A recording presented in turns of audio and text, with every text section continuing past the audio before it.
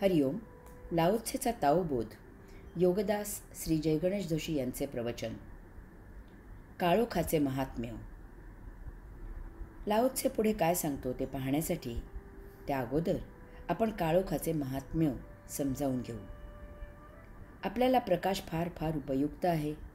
आपले जीवन प्रकाशावर अवलंबून आहे आणि त्यामुळे आपल्याला प्रकाशाचे महात्म्य चांगले माहीत आहे.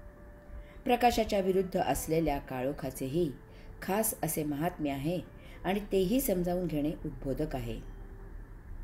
काळोख म्हणजे प्रकाशाचा अभाव असतो, कारण काळोख असे मूलतः अस्तित्वात काहीही नाही. यामुळे कृत्रिमपणे काळोख निर्माण करता येत नाही. काही कारणाने प्रकाश लुप्त होतो आणि तेथे अंधाराचे साम्राज्य पसरते. काळोख झाला आणि आपल्याला प्रकाश हवा असेल तर आपण कृत्रिम प्रकाश निर्माण करून काळोख लुप्त करू शकतो. परंतु प्रकाश असताना आपण कृत्रिमपणे काळोख निर्माण करू शकत नाही. आपल्याला प्रकाश लुप्त करावा लागतो, प्रकाश झाकावा लागतो, म्हणजे तेथे काळोख होतो. याचा अर्थ प्रकाश लुप्त होऊ शकतो, प्रकाश झाकला जातो, परंतु काळोख लुप्त होऊ शकत नाही, तो झाकला जाऊ शकत नाही. यामुळे तो अनंत, असीम, अमर्याद आहे. तो परम आहे, तो शाश्वत आहे, त्याला नष्ट करता येत नाही. त्यात प्रकाश निर्माण झाला तर तेवढ्यापुरता काळोख त्या प्रकाशाखाली शांतपणे पहुडलेला राहतो. प्रकाश जरा जरी दूर झाला की तेथे काळोख तत्क्षणी उपस्थित होतो, तो सदा उपस्थित असतोच. प्रकाशात ऊर्जा असते, यामुळे प्रकाशात शक्ती आहे. त्यावर जसे सृजन होऊ शकते तसेच त्यामुळे भंजनही होऊ शकते. प्रकाश तप्त आहे, दाहक आहे, विध्वंसक आहे. तुम्ही काहीही न करता नुसते जरी शांतपणे प्रकाशात बसून असलात तरी तुम्हाला आपोआप असह्य असे दाहक झटके बसू लागतात. प्रकाशाकडे फार वेळ पाहिले तर आपल्या डोळ्यांना इजा होते. क्वचित प्रसंगी कायम अंधत्व येऊ शकते. प्रकाश स्वभावतःच हिंसक आहे. काळोख तसा नाही. तो शीतल आहे, शांत आहे, प्रशांत आहे. काळोख तुम्हाला ताप देत नाही, दाह करत नाही, त्रास देत नाही. तुम्हाला शांत बसायचे असेल तर काळोखासारखी अन्य जागा नाही. ध्यानी मुनींचा काळोख सखा आहे. तेथे परमशांती आहे. काळोखाकडे कितीही वेळ पाहत बसलात तरी तुम्हाला काहीही त्रास होणार नाही. काळोखावर ध्यान लावणे ही कला अवगत असेल तर त्यावर फार छान ध्यान लावता येते. काळोख सर्वसमावेशक आहे. येथे भेद नाही. प्रकाशात प्रत्येक गोष्ट, प्रत्येक वस्तू निरनिराळी आणि स्पष्टपणे भिन्न दिसते. येथे विभाजन होते. येथे अन्य भावाची जाण उदित होते. काळोखात सर्व समान असते. निराळेपणाचा काहीही पत्ता लागत नाही. प्रकाश इतर वस्तूंकडून आलेले सर्व रंग परावर्तित करतो, त्यांचा अस्वीकार करतो, परत फेकून देतो. काळोख इतर वस्तूंचे सर्व रंग सामावून घेतो, स्वतःत ठेवून घेतो. प्रकाशात विश्राम मिळत नाही.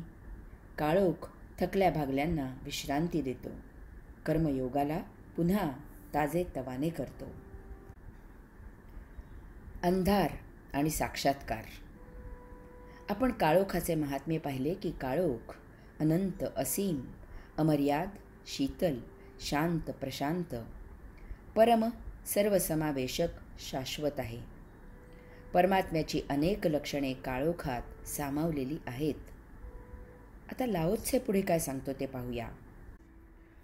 लाओत्से काळोखाचे एक आगळे वेगळे परंतु आध्यात्मिक महात्म्य सांगत आहे.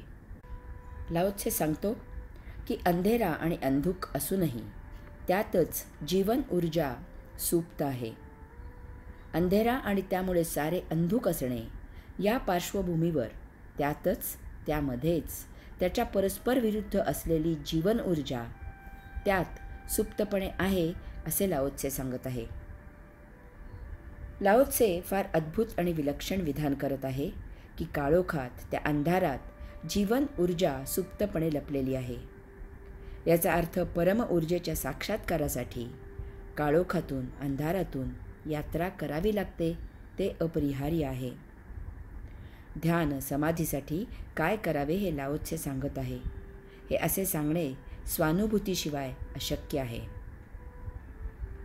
आपण जन्माआधी मातेच्या उदरी मिट्ट काळोखात तब्बल 9 महिन्याहूनही जास्त कालावधी मातेच्या उदराच्या बाहेर येण्याची तयारी करत पहुडलेले असतो. काळोखातील साधनेशिवाय प्रकाशातील जीवन मिळत नाही. झाडे बीजरूपाने जमिनीच्या आत काळोखात बीजांकुर फुटण्याची वाट पाहत असतात.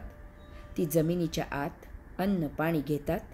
त्यायोगे त्यांना जमिनीत काळोखातून अंकुर फुटतो. ती अंकुरासह जमिनीच्या बाहेर येतात. जमिनीत सखोल मुळे पसरवतात आणि आपले जीवन सुरू करतात. अशा प्रकारे सजीवाची जीवन ऊर्जा काळोखात सुप्तपणे लपलेली असते. काळोखात जीव धरतो आणि मग जीवन जगायला बाहेर प्रकाशात येतो.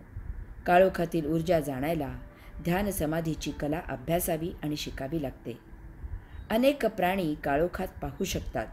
काळोखात पाहण्याची कला त्यांच्या डोळ्यात असते. यासाठी पांढऱ्या कपड्यांचे महत्त्व समजावून घ्यावे. पांढरा रंग इतर सर्व रंग परावर्तित करतो. तो फक्त पांढरा रंग सामावून घेतो. पांढरा रंग वीतरागी व्हायला मदत करणारा आहे. पांढऱ्या कपड्यांमुळे स्वभावतःच आपण अयोगिक गोष्टी आपल्यापासून दूर ठेवतो. आपण सहजच शुद्ध पवित्र असतो. आपले मन भौतिक गोष्टींपासून दूर राहते. काळोखात पांढऱ्या रंगाचे कपडे घालून ध्यान लावल्यास प्रकाशाची अनुभूती मिळायला मदत होते.